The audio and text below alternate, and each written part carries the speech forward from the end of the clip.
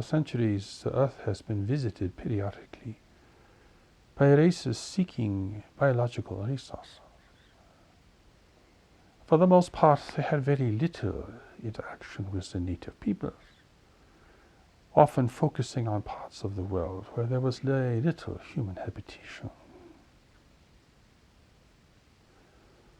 Over the millennia, there have been several attempts to establish permanent settlements here, but the biological hazard of the world was too great for races living in sterile environments. And these missions failed and had to be withdrawn. The record of visitation can be found in many ancient scriptures. But humanity still does not understand that it lives in a very well-inhabited part of the universe. Part of the universe where there are all the races, very well-established networks of trade and commerce. A region of space where war has been suppressed and where there are very few really free nations.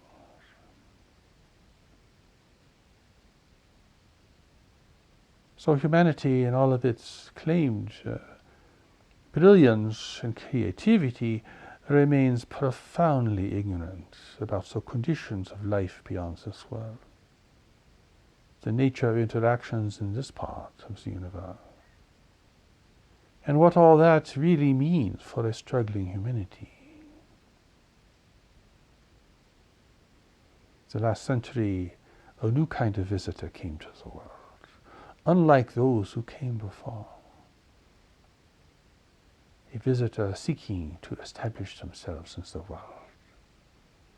As humanity gained greater global predominance and was able to establish global networks of trade and commerce, communications and so forth, this new visitor was not just here looking for biological samples or exploring rich and diverse biological regions of the world. They were here to scheme how to position themselves as the providers for humanity, particularly as human civilization began to outstrip the world's natural resources and energy resources.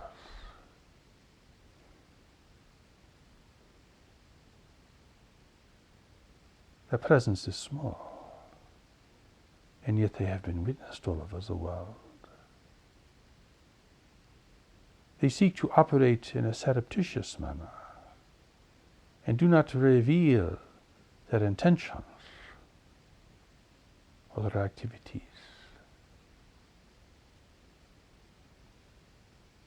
This then is an intervention into the world. It is not a visitation. It is not occurring as a result of humanity's request, or the request of any person, nation, or government. It is an intervention with a plan, carried out not by military forces, but by small networks of resource explorers and economic collectives. A lower order, ethically speaking, of civilized life in the universe. Here to search not only for resources, but for influence in the world, in worlds such as yours, which are so very rare.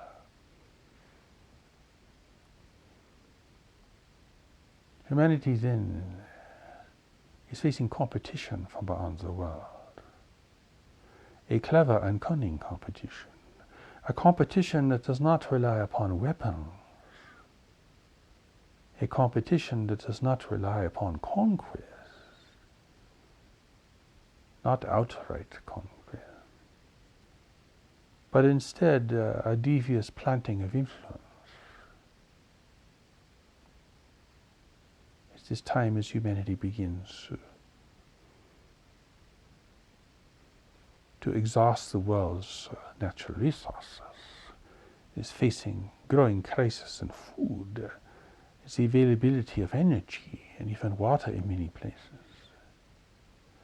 A time where humanity will be facing the great waves of change brought on by humanity's misuse and abuse of the world, and overuse and overexploitation of its vital resources. This is an opportune time for an intervention to take place. And while the world has been watched for a very long time, now is the opportunity to establish a new kind of influence over our human family. If humanity knew anything about life in the universe, you would resist any visitation to the world. You would not be foolish and idealistic regarding this. Your governments would prepare your people. Everyone would be watchful, watching the skies, reporting any sightings. But alas, this is not the case, and humanity remains ignorant and vulnerable to the powers of persuasion that exist in this part of the universe.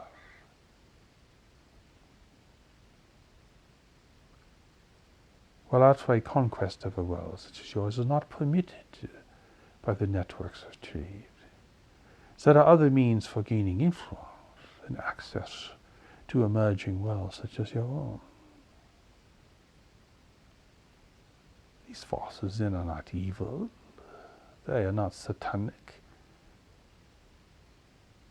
They are merely aggressive and exploitative.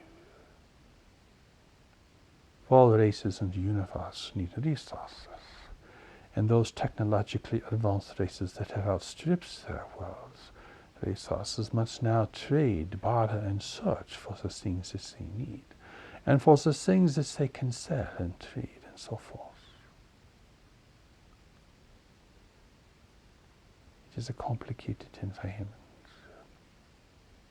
It is a very competitive environment. One must be skillful and alert. And that is why the free nations and races in this part of the galaxy must exercise great discretion. They must have great unity within their own realm. And they must be as self-sufficient as possible. Because once you become engaged in large networks of trade, they will control the terms of engagement. And they will influence all who are part of them.